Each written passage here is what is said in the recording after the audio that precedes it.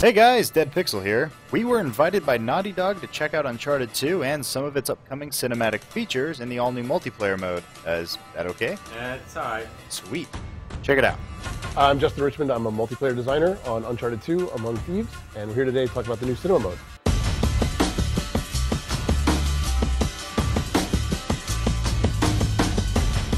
First sat down with the project, one of the things we were talking about was putting in multiplayer. We decided to do that, and then we decided to take it a whole other step further and say, let's give people the ability to play back their games and watch them after they've already finished. So what happens is every game you play, it records automatically. Then you jump out of the game you're in, go into the cinema mode, and you can play back that file and watch everything that just happened in the game that you were just in. You can actually give these files back and forth between yourself and your friends or anybody on your friends list. You always have 20 files sitting there waiting to be watched, and it always records over your oldest file, so you're not going to lose the stuff you just played. And what happens is you go in, you select it, and you'll see an option that says upload. You hit that, really quickly uploads it to our server, and then you can actually look at your online files, and now when it's online, you can select it and say send to friends. You can send it to your friends to taunt them or to say, hey, look how good I am, or whatever. You know, it's really, really neat that you can just send it to anybody at any time.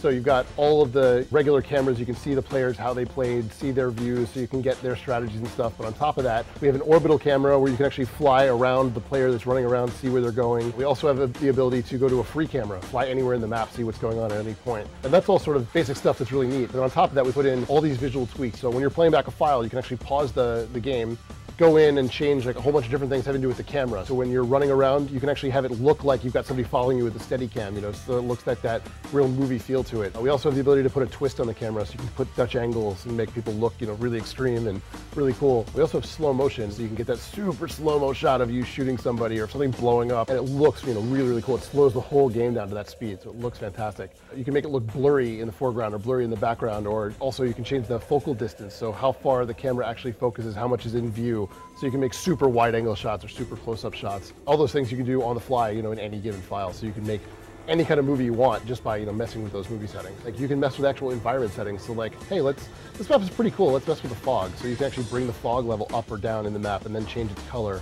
You can mess with the sunlight and say, oh, the sun should be more intense or less intense or a different color even if you want to. You can mess with the overall tint output of the file. So you can say, oh, this, you know, let's make this thing slightly more red or slightly more blue, and it's going to blast that over top of everything. So one of the really cool things about this is what we're hoping people are going to use this for is to actually go and make their own little movies and actually put Drake or whoever, any of our characters, into, you know, crazy outworld scenarios or whatever. And so we put in a green screen mode, and what that means is I can go in, hit green screen on, it drops out all the background and leaves Drake just standing there with a perfect key. And so sort of mix and match, all the tools are available to you at any given time. And so we're hoping, you know, the fans are going to go out and just do all kinds of crazy stuff, the stuff we can't even think of right now. We've always been big fans of user-generated content, and we've, you know, been looking at machinima and stuff for a long time. We thought that was really, really neat. And so when we started working on the mode, we actually asked the guys from machinima.com to come over and look at it and say, what are the tools you'd use? You know, what would be useful for you guys? What would you like to see in a game?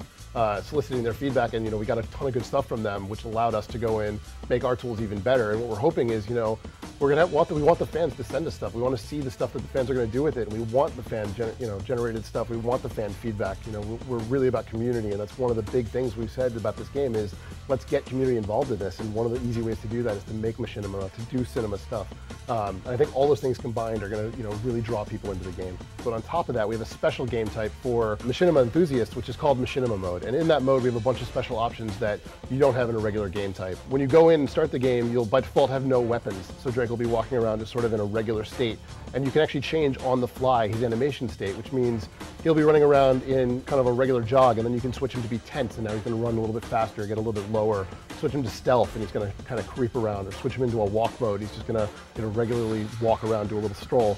And you can do that on the fly while you're recording. So you can actually record Drake or any of our characters running through the level, and then you do a bunch of things that you have planned out and have him changing states as he does those things. On top of that, every time you die, if you kill yourself intentionally in this mode, you'll start again with no weapon. So it's very, very easy for somebody to simulate any scenario, whether he's with a gun or without a gun, in any of those machinima map types. You know, the player can go in and do whatever they want to there, and then with the ability to use the green screen mode, now you can have Drake doing any animation that he does in the game and put him in any scenario you want to, whether it's in another one of our levels or, whatever you want anywhere in the world. This actually happens across the whole game, but it's really obvious when you go into cinema mode is that when you have a Bluetooth headset, it actually makes the character's mouth move in sync with whatever you're saying into the headset. So you can actually have Drake running around narrating a game, and then you can see his mouth talking as he's shooting. But what's neat about that is when you go and combine that with cinema mode, you can have Drake walking around talking to other people, talking to other characters, lip syncing, animating as to what I'm saying. And I could do this interview in the game itself, which is really, really cool.